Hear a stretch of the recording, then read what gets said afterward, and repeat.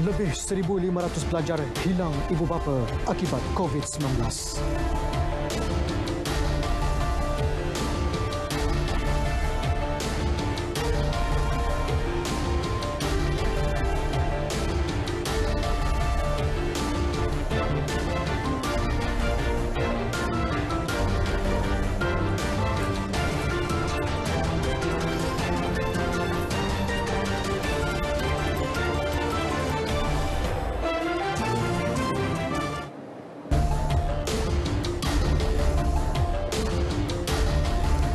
Assalamualaikum dan salam sejahtera. Bersama saya Kamal Firman Shah Kamaluddin.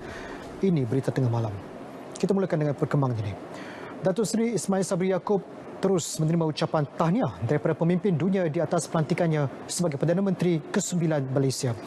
Beliau menerima panggilan telefon daripada Perdana Menteri Australia Scott Morrison serta sepucuk surat daripada Perdana Menteri China Li Keqiang. Menurut pejabat Perdana Menteri, dalam perbualan telefon antara Datuk Seri Ismail Sabri dan Morrison, kedua-dua pemimpin menyatakan komitmen untuk mengukuhkan lagi hubungan erat yang telah lama terjalin antara Malaysia dan Australia. Sementara itu, Lee yang menyampaikan perutusan tahniah kepadanya melalui sepucuk surat menyatakan komitmen untuk terus mengukuhkan hubungan diplomatik yang terjalin sejak sekian lama selain mengekalkan hubungan dagang serta berkongsi strategi melawan wabak COVID-19.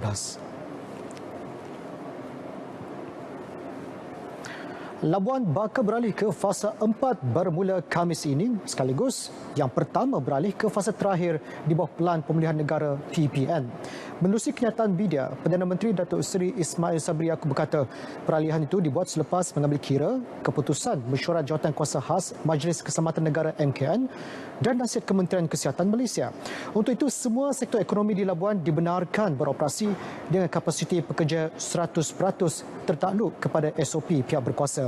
Manakala seminar, bengkel, kursus dan aktiviti berkaitan mesyuarat bersemuka dibenarkan mengikut kapasiti ruang 50%. Manakala bagi majlis sosial seperti kenduri dan sebutan perayaan dibenarkan dengan had 50% berdasarkan kapasiti premis atau dewan. Berpandukan kadar vaksinasi lengkap 2 dos di bawah program imunisasi COVID-19 kebangsaan, Labuan telah mencapai 92.4% imuniti kelompok dewasa. Dalam pada itu, kerajaan terus mengumumkan peralihan fasa PPN di Negeri Sembilan daripada fasa 1 kepada fasa 2. Kelonggaran yang diberikan kepada penduduk tersebut adalah sama seperti negeri-negeri lain yang telah beralih kepada fasa 2 PPN. Kenyataan itu turut menyebut pihak polis bersama agensi penguatkuasaan lain akan mempertingkatkan kawalan terutama menerusi Sukatan Jalan Raya bagi mengawal pergerakan rentas negeri.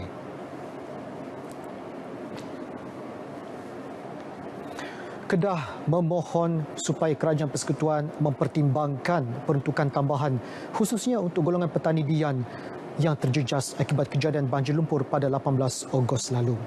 Menurut Menteri Besarnya Muhammad Sanusi Madnor, ia penting memandangkan daerah Yan merupakan kawasan pengeluaran padi yang tinggi dalam kawasan Lembaga Kemajuan Pertanian Muda MADA. Sebelum ini, Perdana Menteri Datuk Seri Ismail Sabri Yaakob mengumumkan peruntukan RM75 juta bagi membaik pulih infrastruktur di kawasan terjejas banjir. Muhammad Sanusi dalam kenyataannya turut mengucapkan penghargaan kepada Perdana Menteri dengan kelulusan peruntukan berkenaan. Kerajaan negeri juga berterima kasih kepada Kementerian Pembangunan Luar Bandar yang akan menyalurkan peruntukan bagi membaik pulih rumah penduduk terjejas berjumlah RM3 juta.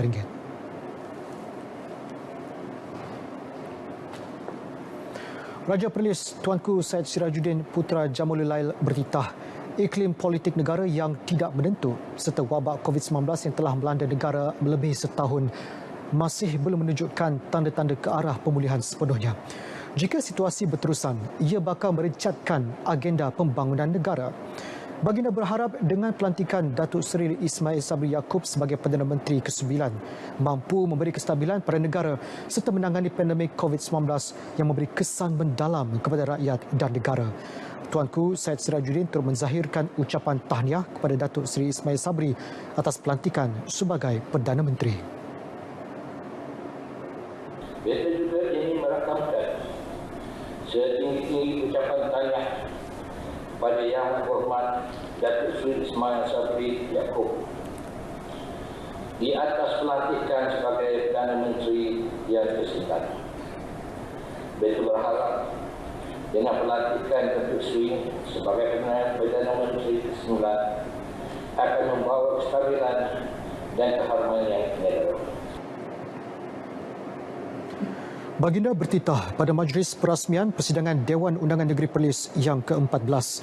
Baginda juga menzahirkan ucapan tahniah atas kejayaan Perlis memasuki fasa 3 Pelan Pemulihan Negara.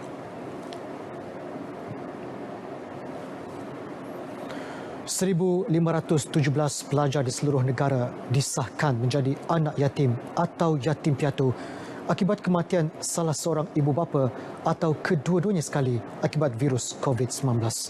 Kementerian Pendidikan Malaysia KPM berkata jumlah tersebut direkodkan antara Mac tahun lalu sehingga Ogos itu disifatkan amat mendukacitakan dan perlu diambil langkah pembelaan sewajarnya. KPM melalui Jabatan Pendidikan Negeri JPN, Pejabat Pendidikan Daerah PPD serta pihak pengurusan sekolah sentiasa peka terhadap nasib pelajar yang kehilangan ibu bapa ini. KPM menubuhkan pasukan khas iaitu kebajikan murid guru di peringkat kementerian bagi memastikan tindakan dan bantuan segera disalurkan pada golongan terbabit. Pelbagai bantuan akan disalurkan dengan segera, antaranya bantuan kumpulan wang amanah pelajar miskin dan bantuan bekalan makanan di bawah rancangan makanan tambahan bagi mereka yang layak serta penempatan pelajar ke asrama di bawah kelolaan KPM. Pihak KPM akan memastikan kebajikan kanak-kanak itu terjaga dengan memberi perlindungan kepada mereka bagi memastikan masa depan mereka terjamin. Kementerian mengambil inisiatif membuka penempatan kepada kanak-kanak yang memerlukan perlindungan akibat COVID-19 di 7 institusi mengikut zon seluruh negara.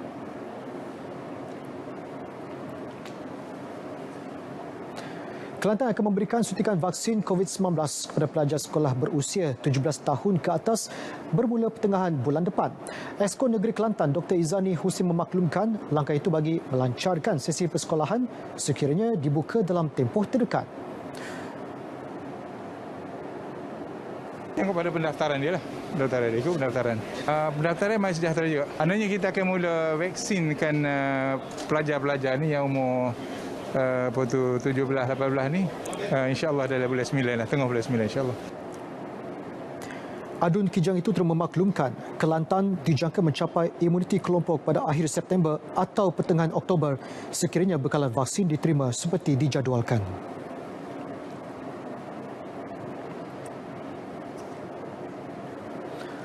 (232) pelajar menerima beasiswa skim pembiayaan Hafiz SPH 2021 kelolaan JAKIM dengan nilai tajaan RM3.33 juta. Tajaan itu melibatkan 4 pelajar di peringkat Doktor Falsafah, 8 di peringkat sarjana dan 188 pelajar sarjana muda dalam negara. Mereka selebihnya di Universiti Mesir, Jordan dan Indonesia. Menurut Ketua Pengarah JAKIM, Dato' Abdul Aziz Yusof, pemberian beasiswa itu komitmen kerajaan dalam memastikan bidang tahfiz terus menjadi pilihan utama dalam pendidikan.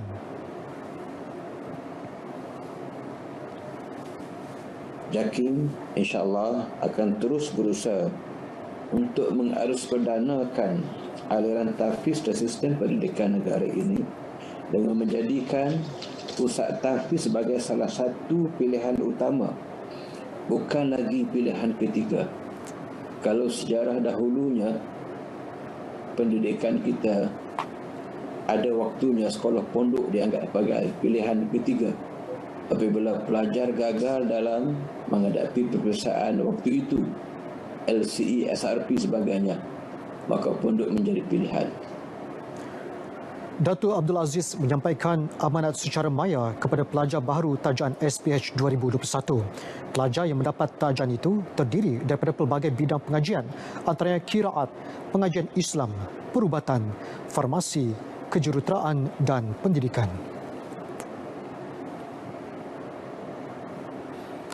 $60 Mahat Tahfiz di Perak berdepan berisiko ditutup selepas tidak dapat beroperasi dalam tempoh pandemik COVID-19 sejak Mei lalu. Pengerusi Persatuan Ma'had Tahfiz Al-Quran Negeri Perak Pematap Muhammad Azlan Suhaimi dalam satu kenyataan menjelaskan pihaknya sudah menjalankan kaji selidik terhadap Ma'had Tahfiz pada 28 Mei lalu berkaitan situasi dihadapi sepanjang PKP 3.0. 102 mahat tahfiz swasta yang terlibat dalam kaji selidik tersebut. 60 daripadanya menyatakan mereka hanya mampu bertahan dalam tempoh 3 bulan susulan tiada pelajar yang memulakan sesi pengajian. Baki mahat tahfiz yang terlibat pula menjelaskan mereka hanya mampu bertahan sekitar 4 hingga 6 bulan sahaja dari bulan Mei 2021. Perkembangan tersebut memberi kesan negatif dan dianggarkan 2,500 pelajar akan keciciran manakala 300 guru dijangka akan kehilangan pekerjaan. Justru demi kelangsungan mahat tahfiz swasta di Perak, pihaknya memohon pertimbangan pembukaan semula mahat tahfiz mulai 1 September 2021 dalam tempoh Pelan Pemulihan Negara PPN Fasa 2 dengan syarat tertentu.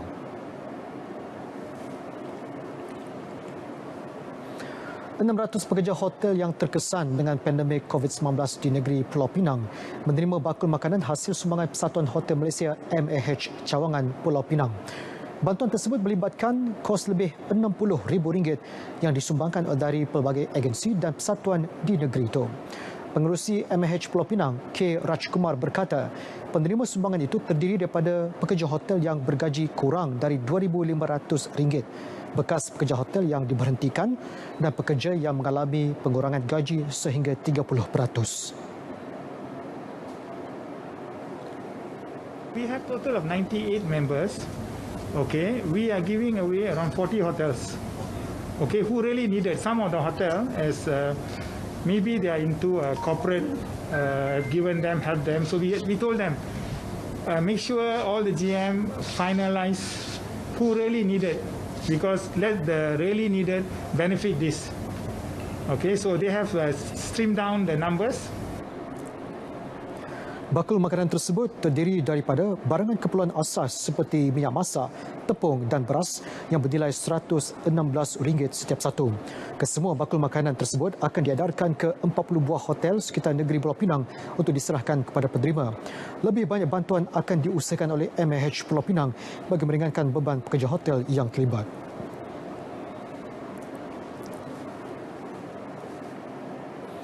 RM10.2 juta diperuntukkan bagi meningkatkan kemudahan rawatan di unit rawatan rapi ICU di Hospital Kerajaan di Pahang.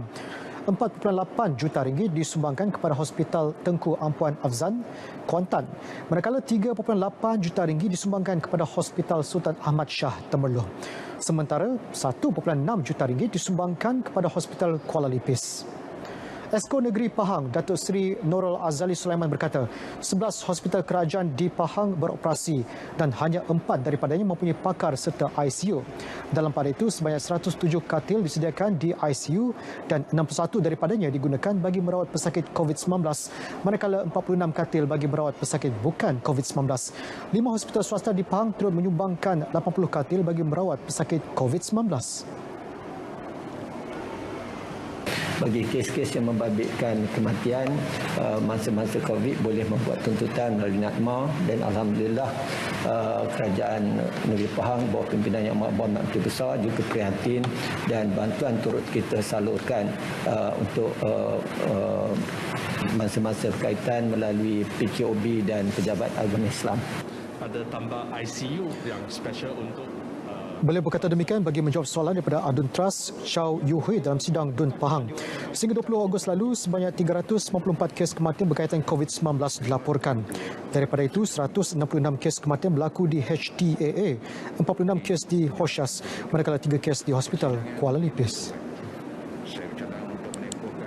Berlaku di mana bila kita lihat sekarang ini adalah yang menjadi kebimbangan kita adalah mereka yang datang dengan kategori 2, kategori 3, dengan kadang-kadangnya dengan sepantas kilat boleh berubah kepada kategori 4 dan kategori 5. Setiap permulaan pasti ada pengakhirannya. Begitu juga dengan pandemik COVID-19. Kita mengharapkan cahaya di hujungnya nanti. Jika kita mendapat vaksin, kita bukan sahaja melindungi diri kita, malah kita melindungi semua masyarakat kerana kita boleh memutuskan jangkitan COVID-19 ini. Kita juga perlu berusaha untuk mendapatkan vaksin semaksimum mungkin majoriti rakyat, kerana bila kita lihat negara-negara Europe, kita tengok macam dah bebas dengan vaksin ke sana ke sini. Vaksin itu dia boleh jaga kita 100% tak boleh pun kita boleh cuba angkat, still kita boleh jalan. saya harap semua pun siap dan ini wabak COVID ini akan berkurangan. Ini cerita kita memerangi COVID-19 bersama saya, Nadine Nordin.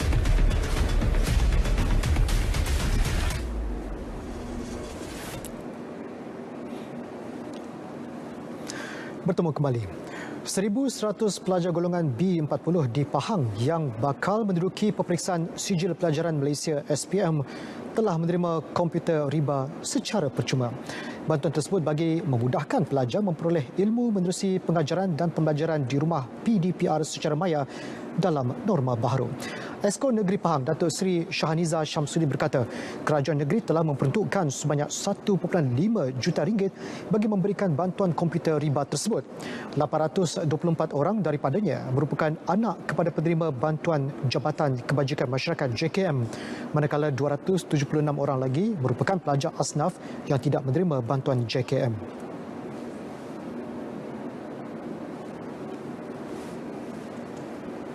Itu dari pihak kerajaan negeri. Di bawah kerajaan Persekutuan Pulau, Jabatan Pendidikan Negeri Pahang terlibat juga dalam memastikan pembekalan peranti digital kepada murid B40 ini melalui inisiatif Cerdik, ya, yang mana jumlah keseluruhan peranti yang dijangka diterima adalah sebanyak 11,052 unit melibatkan 130 buah sekolah. Sehingga Julai lalu, 6,141 unit alat peranti digital telah diagihkan kepada sekolah kerajaan dan bantuan kerajaan. Bakinya akan diperoleh secara berperingkat. Beliau berkata demikian bagi menjawab soalan daripada Adun Bilut Lee Chin Chen dalam sidang DUN Pahang.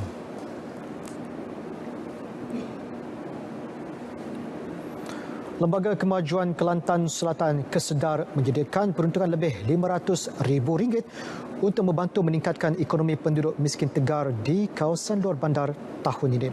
Pengurus Besar Kesedar Dr. Syahrir Muhammad Zaki berkata, antara program yang dilaksanakan ialah program peningkatan pendapatan PPP yang bertujuan meningkatkan pendapatan keluarga mereka pada taraf hidup yang lebih baik.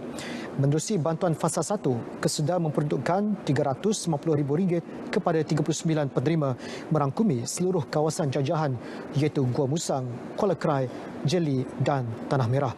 Bantuan itu merupakan barangan serta peralatan keperluan sebanyak RM10,000. Kita teruskan usaha ini kerana kita dapati ada peningkatan dalam program-program yang sebelum ini, tahun-tahun sebelum ini kita dapati PPP ini memberi impak yang baik kepada masyarakat luar bandar. Jadi di pihak Kesedar saya berjanji untuk meneruskan agenda membantu masyarakat luar bandar ini sehingga sebahagian besar daripada masyarakat kawasan Kesedar ini dapat berdikari dan meneruskan kehidupan dengan taraf hidup yang lebih baik. Sementara itu, bagi penerima, mereka menyifatkan bantuan itu sebagai rezeki untuk meningkatkan ekonomi keluarga. Pengalaman berjahit selama 3 tahun ke 4 tahun kita lah, daripada rumah buruk sampai ke rumah molek. Lepas tu ada saya minta syurga, minta bantuan ni lah. Dia mula-mula tu tak sangka ke boleh. Lepas tu jadi apa? Gembira lah dapat tahu daripada pihak Kesedar ke ayak lulus mesin ke apa untuk menambahkan pendapatan untuk besarkan anak-anak. Sebelum ni saya jahit dengan mesin biasa tu. Lepas tu saya dah ingat tak dapat bantuan ni ke, saya kumpul duit hasil saya jahit tu. Kira dapat beli saw mesin jahit dulu. Lepas tu bila tu, lepas tu kes sedekah, lepas tu dia kata lulu. Inilah. Bantuan PPP ini telah dilaksanakan sejak rancangan Malaysia ke-8 di bawah Kementerian Pembangunan Luar Bandar KPLB yang bertujuan meningkatkan pendapatan golongan miskin tegar dan berpendapatan rendah B40 di luar bandar melalui penglibatan mereka dalam bidang ekonomi. Seorang lelaki berusia 20 tahun ditahan dalam satu serbuan di sebuah kondominium di Jalan Medan Ipoh selepas disyaki terlibat dengan pengedaran dadah. turut dirampas 89 paket minuman berperisa buah yang dicampur dengan serbuk disyaki dadah jenis ekstasi bernilai lebih RM180,000. Ketua Polis Daerah Ipoh, Asisten Komisioner Yahya Hassan berkata, kesemua rampasan diperolehi dalam siasatan lanjut yang dijalankan dalam sebuah kondominium dan sebuah kereta selepas tangkapan suspek dilakukan.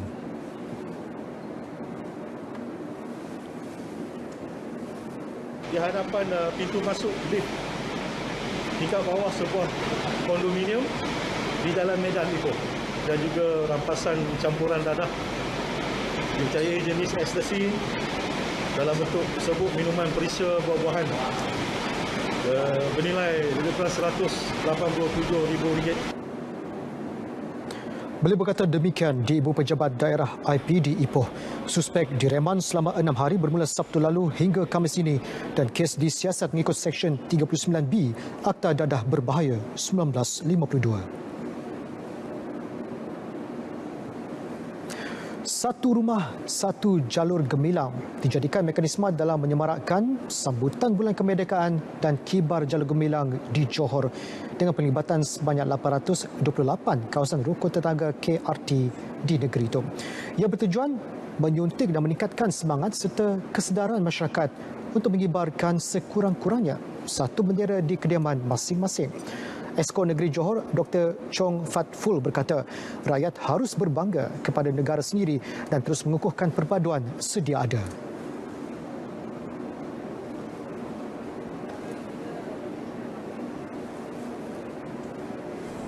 Kita sebagai warga Malaysia, semua orang, tak kira latar belakang kita mempunyai satu negara saja, iaitu Malaysia. Macam mana pun, dalam apa-apa keadaan pun, kita cuma satu saja. Itu macam ibu kita lah. Dan Hari Kebangsaan merupakan satu hari bagi kita menunjukkan bahawa we care about our country. Beliau berkata demikian selepas Majlis Pelancaran Semarak Perpaduan dan Kempen Jalur Gemilang Peringkat Negeri Johor di Johor Bahru. Program anjuran Jabatan Perpaduan dan Integrasi Nasional Johor berkenaan terus melaksanakan pertandingan kibar jalur gemilang kepada semua KRT di seluruh negeri ini sehingga 16 September depan.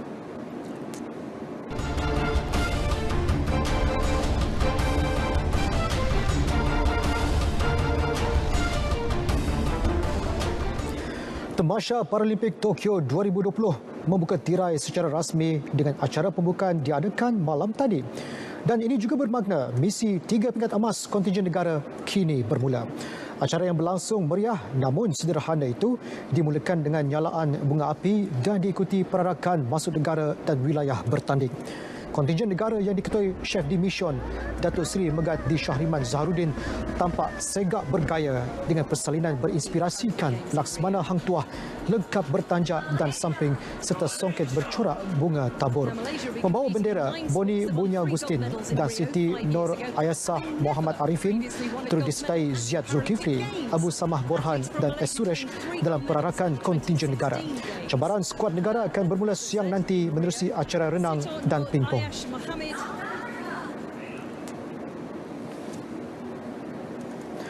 Melihat lagu Negaraku berkumandang dan jalur gemilang berkibar dengan megah pada Tamasya Paralimpik Tokyo 2020 menjadi hasrat Perdana Menteri. Datuk Seri Ismail Sabri turut percaya dengan semangat tinggi serta persiapan rapi yang dijalankan selama ini, sudah pastinya barisan atlet luar biasa ini boleh melakar kecemerlangan pada Tamasya sukan berprestij itu. Dalam majlis pengukuhan semangat atlet Paralimpik Malaysia yang diadakan secara maya, Perdana Menteri berkata barisan atlet Paralimpik yang berjuang di Tokyo merupakan kebanggaan negara dan berharap mereka dapat menjulang nama Malaysia di pentas sukan para terbesar dunia tersebut.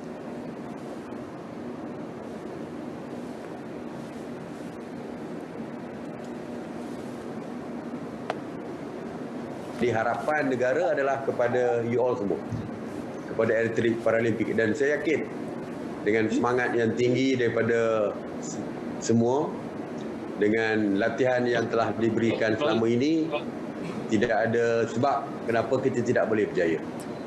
Ya, tidak ada bezanya antara peserta negara lain dengan peserta ataupun atlet daripada Malaysia ini. Jadi saya penuh yakin yang you all semua boleh memastikan bendera Malaysia bukan saja berkibar, tetapi lagu negaraku akan dimainkan di Tokyo nanti. Turut sama perjumpaan dalam talian berkenaan, Ketua Kontingen Para Malaysia, Datuk Seri Megat D. Shahriman Zaharuddin. Selain itu, Datuk Seri Ismail Sabri turut menasihati atlet negara supaya menjaga kesihatan diri, kekal berdisiplin dan mematuhi setiap prosedur operasi standard sepanjang berada di Jepun. Kekurangan aksi kompetitif berikutan pandemik COVID-19 tidak melunturkan prestasi pemain badminton remaja negara. Pengarah Pembangunan Remaja Persatuan Badminton Malaysia BAM, Datuk Misbun Siddiq menyuarakan keyakinan itu berikutan perancangan rapi yang telah disediakan bagi memastikan pemain berada pada tahap optimum. Selain itu, jelasnya sesi latihan yang dijalankan tidak memfokuskan misi untuk melakar kemenangan antara satu sama lain, tetapi meningkatkan kemahiran asas serta mewujudkan suasana ceria dalam kem latihan. Meskipun tidak sertai mana-mana kejohanan, modul yang disediakan menerapkan persaingan bertaraf antarabangsa. Sekaligus, pemain memiliki kelebihan ke atas pemain luar negara. Misbun berkata pada kejohanan ranking dalaman remaja kedua BAM yang telah membuka tirai, beliau tidak melihat pemain kekok atau beraksi di bawah prestasi sebenar dan ia jelas memberi perkabaran yang positif. Dalam aksi pembukaan, Justin Ho merupakan antara pemain pilihan yang menepati ramalan untuk melakar kemenangan dalam kumpulan A perseorangan lelaki di Akademi Badminton Malaysia ABM Bukit Kiara.